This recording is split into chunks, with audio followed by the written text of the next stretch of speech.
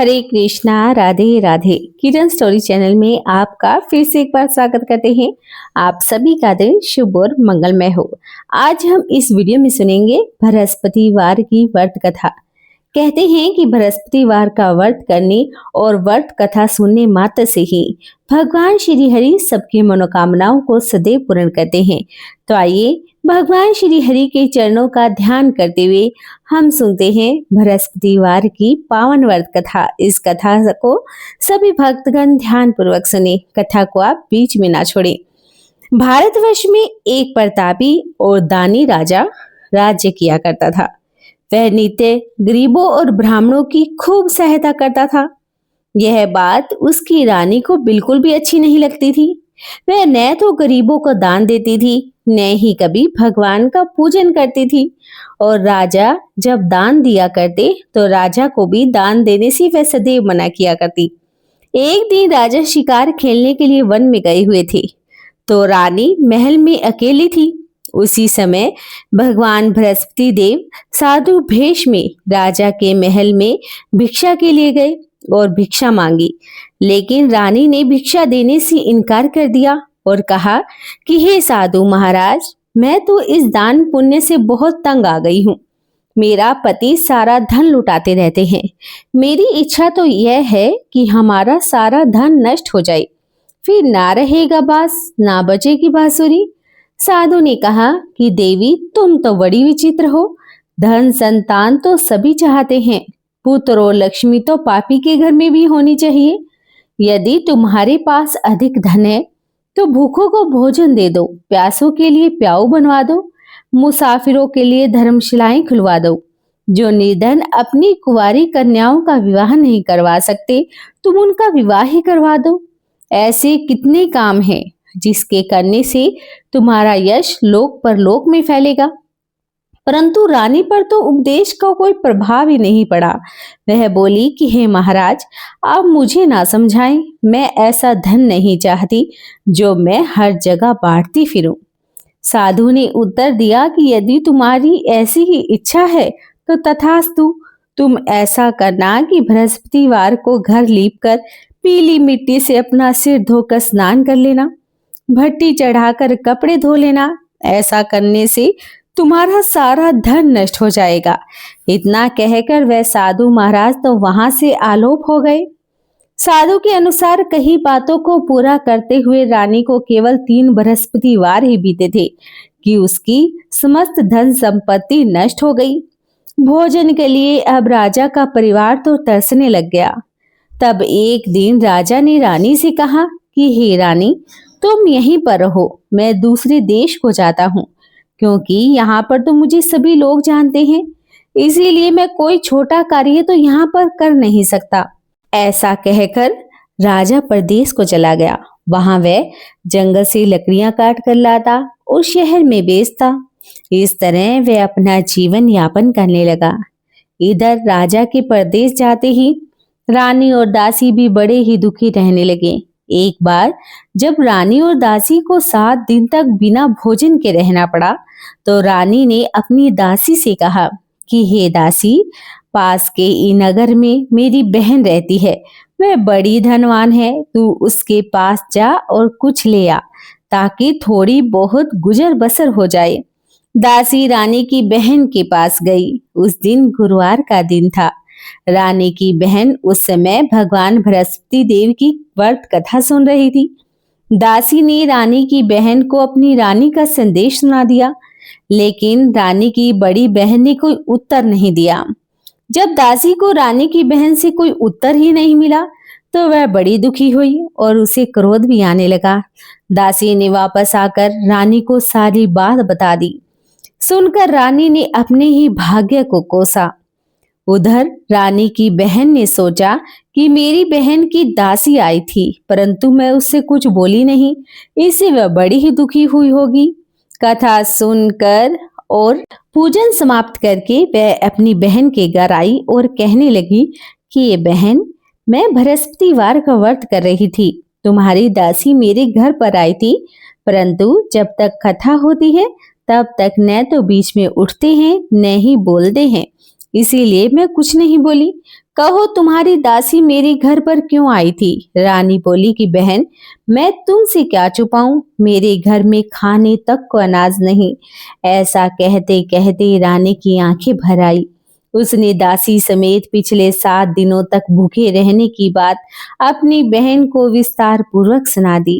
रानी की बहन बोली कि देखो बहन, भगवान बृहस्पति देव सबकी मनोकामनाओं को पूर्ण करते हैं। देखो शायद तुम्हारे घर में भी अनाज रखा हो।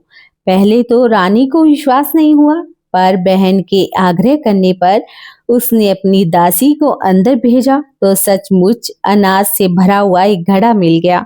यह देखकर दासी को बड़ी हैरानी हुई। दासी रानी से कहने लगी कि हे रानी, जब हमको भोजन नहीं मिलता था तो भी तो हम व्रत ही किया करते थे, इसीलिए क्यों न इनसे व्रत और कथा की विधि पूछ लिया जाए ताकि हम भी व्रत कर सकें। तब रानी ने अपनी बहन से भगवान बृहस्पति देव के व्रत के बारे में पूछा। उसकी बहन ने बताया कि भगवान बृहस्पति देव के व्रत में चने की दाल और मुनक्का से भगवान विष्णु का केले की जड़ में पूजन करें तथा दीपक भी जलाएं। व्रत कथा सुने, पीला भोजन ही करें, इससे भगवान बृहस्पति देव अत्यधिक प्रसन्न होते हैं। व्रत और पूजन विधि बताकर रानी की बहन अपने घर को लौट गई। 7 दिन के बाद जब गुरुवार का दिन आया तो रानी और दासी ने भी व्रत रखा। गुड़साल में जाकर चना और गुड़ लेकर आई, फिर उससे केले की जड़ तथा भगवान विष्णु का उसने पूजन भी किया। अब पीला भोजन कहाँ से लाई, इस बात को लेकर दोनों बड़े दुखी थे। क्योंकि उन्होंने व्रत रखा था, इसलिए भगवान बृहस्पति देव उनसे अत्यधिक प्रसन्न थे। इसलिए वे एक साधारण व्यक्ति का रूप धारण करके 2 थालों में पीला सुंदर भोजन दे दासी को दे गए। भोजन पाकर दासी बड़ी प्रसन्न हुई और फिर रानी के साथ मिलकर उसने भोजन ग्रहण किया। उसके बाद वे सभी गुरुवार को व्रत और पूजन करने लगे। भगवान बृहस्पति देव की कृपा से उनके पास फिर से धन संपत्ति आ गई, परंतु रानी फिर से पहले की तरह ही आलस करने लगी। तब दासी बोली कि देखो रानी, तुम पहले भी इसी प्रकार आलस करती थी, तुम्हें धन रखने में कष्ट भी होता था, इस कारण सारा धन नष्ट हो गया। और जब अब भगवान बृहस्पति देव की कृपा से हमें यह धन मिला है तो तुम पहले की तरह फिर आलस करती हो।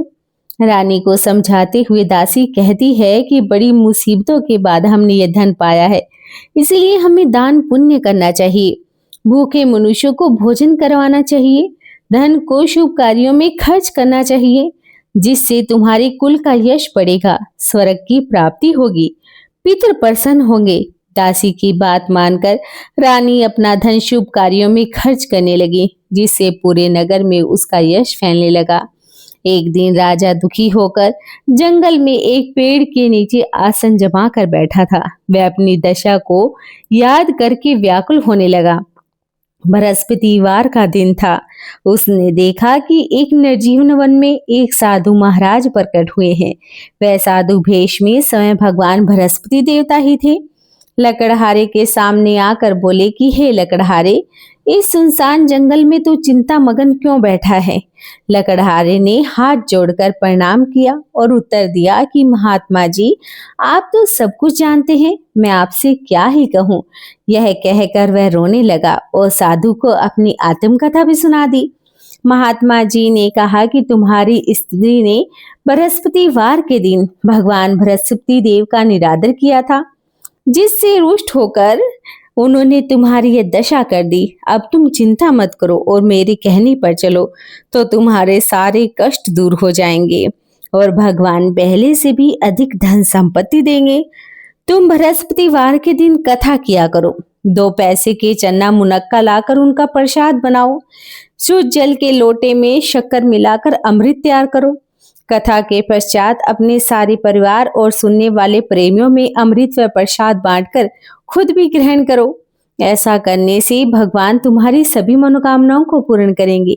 साधु के ऐसे वचन को सुनकर लकड़हारा बोला कि हे प्रभु, मुझे लकड़ियां बेचकर इतना पैसा नहीं मिलता जिससे मैं भोजन के उपरांत कुछ बचा भी सकूं। मैंने रात्रि में अपनी स्त्री को व्याकुल देखा है, मेरे पास कुछ भी नहीं है जिससे मैं उसकी खबर मांग सकूं।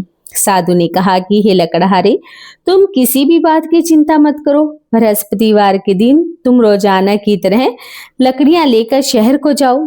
तुमको रोज से दुगना धन प्राप्त होगा, जिससे तुम भली भांति भोजन भी कर लोगे तथा भगवान बृहस्पति देव की पूजा का सम्मान भी ले आओगे। इतना कहकर साधु महाराज तो अंतर्ध्यान हो गए। धीरे धीरे समय व्यतीत होने पर फिर बृहस्पतिवार का दिन आ गया। लकड़हारा जंगल से लकड़ियां काटकर किसी शहर में बेचने के लिए गया। उसे उस दिन और दिन से अधिक पैसा मिला। राजा ने चना गुड़ आदि लाकर गुरुवार का व्रत भी किया। उस दिन से राजा के सभी क्लेश दूर हो गए। परंतु जब दोबारा गुरुवार का दिन आया तो वह भगवान बृहस्पति देव का व्रत करना तो भूल ही गया। इस कारण भगवान बृहस्पति देव नाराज हो गए। उस दिन उस नगर राजा ने विशाल यज्ञ का आयोजन किया। शहर में यह घोषणा भी करवा दी कि कोई भी मनुष्य अपने घर में भोजन ना बनाए, न ही आग जलाए। समस्त जनता मेरे घर में भोजन करने के लिए आए। इस आज्ञा को जो नहीं मानेगा उसे फांसी की सजा दे दी जाएगी। इस तरह की घोषणा पूरे नगर में करवा दी गई। राजा की आज्ञा अनुसार शहर के सभी लोग भोजन करने गए, लेकिन लकड़हारा कुछ देर से पहुंचा, इसलिए राजा उसको अपने साथ घर पर लिवा लाए। ले जाकर भोजन करा रहे थे तो रानी की दृष्टि उस खुट्टी पर पड़ी जिस पर उसका हार लटका हुआ था। वह वहां उसे दिखाई नहीं दिया। रानी ने निश्चय किया कि मेरा हार इस मनुष्य ने ही चुराया है। उसी समय सिपाहियों को बुलाकर उसको कारागार में डाल दिया गया। जब लकड़हारा कारागार में पड़ गया और बहुत दुखी होकर विचार करने लगा कि न जाने कौन से पूर्व जन्म के कर्म से मुझे यह दुख प्राप्त हुआ है, और उसी साधु महाराज को याद करने लगा जो उसे जंगल में मिला था। उसी समय तत्काल भगवान बृहस्पति देव साधु के भेष में प्रकट हो गए और उसकी दशा को देखकर कहने लगे कि अरे मूर्ख, तूने भगवान बृहस्पति देव की कथा नहीं कही, इस कारण तुझे यह दुख प्राप्त हुआ है। अब तू चिंता मत कर। बृहस्पतिवार के दिन कारागार के दरवाजे पर तुझे 4 पैसे पड़े हुए मिलेंगे। तू उनसे भगवान बृहस्पति देव की पूजा करना, तेरे सारे कष्ट दूर हो जाएंगे। बृहस्पतिवार के दिन उसे 4 पैसे पड़े हुए मिले। लकड़हारे ने कथा कही और उसी रात्रि को भगवान बृहस्पति देव ने उस नगर के राजा को स्वप्न में कहा कि हे राजन, तुमने जिस आदमी को कारागार में बंद किया है वह बिल्कुल निर्दोष है। वह राजा है, उसे छोड़ देना। रानी का हार उसी खुट्टी पर लटका है। अगर तू ऐसा नहीं करेगा तो मैं तेरे सारे राज्य को नष्ट कर दूंगा। इस तरह रात्रि के स्वप्न को देखकर राजा प्रातःकाल उठा और खुट्टी पर हार देखकर लकड़हारे को बुलाकर क्षमा भी मांगी तथा लकड़हारे को योग्य सुंदर वस्त्र आभूषण देकर विदा कर दिया। बृहस्पति देव की आज्ञा अनुसार लकड़हारा अपने नगर को चल दिया। राजा जब अपने नगर के निकट पहुंचा तो उसे बड़ा ही आश्चर्य हुआ। नगर में पहले से अधिक बाग, तालाब, कुएं, बहुत सी धर्मशालाएं बन गई। राजा ने पूछा ये किसका बाग है, किसकी धर्मशाला है? तब नगर के सब लोग कहने लगे कि यह सब तो रानी और बांदी के हैं। तो राजा को बड़ा आश्चर्य हुआ और गुस्सा भी आया। जब रानी ने यह खबर सुनी कि राजा आ रहे हैं तो उन्होंने बांदी से कहा कि हे दासी, देख राजा हमको कितनी बुरी हालत में छोड़कर गए थे। हमारी ऐसी हालत को देखकर कहीं वह वापस ना लौट जाएं। इसलिए तू दरवाजे पर खड़ी हो जा। आज्ञा अनुसार दासी दरवाजे पर खड़ी हो गई। राजा आए तो उन्हें अपने साथ घर पर लिवा लाई। तब राजा ने क्रोध कर अपनी रानी से पूछा कि यह धन तुम्हें कैसे प्राप्त हुआ? तब उन्होंने कहा कि यह सब धन तो हमें भगवान बृहस्पति देव के इस व्रत के प्रभाव से प्राप्त हुआ है। राजा ने निश्चय कर लिया कि 7 रोज बाद तो सभी भगवान बृहस्पति देव का पूजन करते हैं, परंतु मैं दिन में 3 बार कहानी करूंगा और रोज व्रत किया करूंगा। अब हर समय राजा के दुपट्टे में चने की दाल बंधी रहती। दिन में 3 बार कहानी भी कहता। एक रोज राजा ने विचार किया कि चलो अपनी बहन के घर पर आए। इस तरह निश्चय कर राजा घोड़े पर सवार होकर अपनी बहन के यहाँ को चलने लगा। मार्ग में उसने देखा कि कुछ आदमी एक मूर्ति को ले जा रहे थे। उन्हें रोक कर राजा कहने लगा कि अरे भाई, मेरी बृहस्पति देव की कथा सुन लो। वे बोले कि लो, हमारा तो आदमी मर गया, इसको अपनी कथा की पड़ी है। परंतु कुछ आदमी बोले कि अच्छा कहो, हम तुम्हारी कथा भी सुन लेंगे। राजा ने दाल निकाली। जब कथा आधी हुई तो मुर्दा हिलने लग गया। जब कथा समाप्त हो गई तो राम राम करके मनुष्य तो उठकर खड़ा हो गया। आगे मार्ग में उसे किसान खेत में हल चलाता हुआ मिला। राजा ने उसे देखा और उससे बोले, अरे भाई, तुम मेरी बृहस्पति दीवार की कथा ही सुन लो। किसान बोला कि जब तक मैं तेरी कथा सुनूंगा तब तक तो मैं 4 हरिया जोत लूंगा। जा अपनी कथा किसी और को सुनाना। इस तरह राजा आगे चलने लगा। राजा के हटते ही बैल पछाड़ खा कर गिर गया। किसान के पेट में जोर से दर्द होने लग गया। उस समय उसकी माँ रोटी लेकर खेत पर आई। जब उसने यह सब देखा तो अपने पुत्र से सारा हाल पूछ लिया और बेटे ने सारा हाल अपनी माँ को सुनाया। तो बुढ़िया दौड़ी दौड़ी उस घुड़सवार के पास गई और उससे बोली कि मैं तेरी कथा भी सुनूंगी, तू अपनी कथा मेरे खेत पर चलकर ही कहना। राजा ने बुढ़िया के खेत पर जाकर कथा कही, जिसके सुनते ही वह बैल उठकर खड़ा हो गया। किसान के पेट का दर्द भी अब बंद हो गया। राजा अपनी बहन के घर पर पहुंचा। बहन ने भाई की खूब मेहमान नवाजी की। दूसरी रोज प्रातःकाल राजा जगा, वह देखने लगा कि सब लोग भोजन कर रहे हैं। राजा ने अपनी बहन से कहा कि ऐसा कोई मनुष्य है जिसने भोजन नहीं किया हो, जो मेरी भगवान बृहस्पति देव की कथा ही सुन ले। बहन बोली कि अरे भाई, यह देश तो ऐसा ही है। पहले यहाँ पर लोग भोजन करते हैं, बाद में अन्य कार्य करते हैं। अगर कोई पड़ोस में हो तो देख आऊं। वह ऐसा कहकर देखने के लिए चली गई, परंतु उसे कोई ऐसा व्यक्ति नहीं मिला जिसने भोजन न किया हो। तो वह एक कुम्हार के घर पर गई, जिसका लड़का बीमार था। उसे मालूम हुआ कि उनके यहाँ 3 रोज से किसी ने भोजन नहीं किया। रानी ने अपने भाई की कथा सुनने के लिए कुम्हार से कहा और वह कुम्हार तैयार हो गया। राजा ने जाकर भगवान बृहस्पति देव की कथा कही, जिसको सुनकर उसका लड़का बिल्कुल ठीक हो गया। अब तो राजा की प्रशंसा होने लगी। एक रोज राजा ने अपनी बहन से कहा कि अरे बहन, हम अपने घर को जाएंगे, तुम भी तैयार हो जाओ। राजा की बहन ने अपनी सास से कहा। सास ने कहा कि हाँ चली जाओ, परंतु अपने लड़कों को मत लेकर जाना, क्योंकि तेरे भाई के घर में कोई संतान नहीं है। बहन ने अपने भाई से कहा कि अरे भैया, मैं तो चलूंगी, परंतु कोई बालक नहीं जाएगा। भाई ने कहा कि जब कोई बालक ही नहीं चलेगा तब तुम भी जाकर क्या ही करोगी। बड़े दुखी मन से राजा अपने नगर को लौट आया। राजा ने रानी से कहा कि हम तो निर्वंशी हैं, हमारा मुख देखने का कोई धर्म नहीं और भोजन भी नहीं किया। रानी बोली कि हे प्रभु, भगवान बृहस्पति देव ने हमें सब कुछ दिया है, वह हमें संतान भी अवश्य ही देंगे। उसी रात को भगवान बृहस्पति देव ने राजा के स्वप्न में आकर कहा कि राजा उठ, सभी सोच को त्याग दे, तेरी रानी गर्भ से है। राजा यह बात सुनकर बड़ा ही खुश हुआ। 9वें महीने में रानी के गर्भ से एक सुंदर पुत्र पैदा हुआ। जब राजा बोला कि हे रानी, स्त्री बिना भोजन के रह सकती है, पर बिना कहे नहीं रह सकती।